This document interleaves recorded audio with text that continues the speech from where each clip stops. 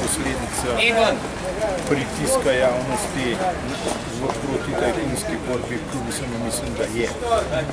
Če bi sprejeli stališče, ki je zame izjemno sporno in izjemno nevarno, da morajo oni v žep pospraviti denar, da jim potem mi lahko vzamemo to premoženjsko korist, bi bilo popolnoma zgrešeno in to stališče so oni s pridom izrabljali. In če bo sodba v tem delu obstala, zaradi mene lahko kazni prepolovijo njim, ker mi je bolj pomembna ta sporočilna vrednost te sodbe, torej da se ljudem vrne zaupanje v pravno državo in da bodo spet bili pripravljeni, torej kot upniki nastopati v pravnem prometu.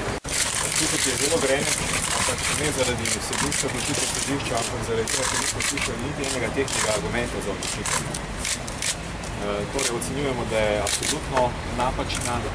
Podali smo vrsto dejanskih in strokovnih razlogov, zaradi katerih bi moralo sodišče bistveno drugače odločiti in smo razočarani. Občutek je, da smo odigrali en polčas z 9 igralci in predvod. Zelo sem razočaran. Zanč je direktor Mercatorja najavil, da bo prodajal trgovine, pa da jih bo vzel nazaj v najem. Me zanima, kdo bo kupec, pa kdo bo dal nazaj v najem. Sam kupic sem želel to trgovino.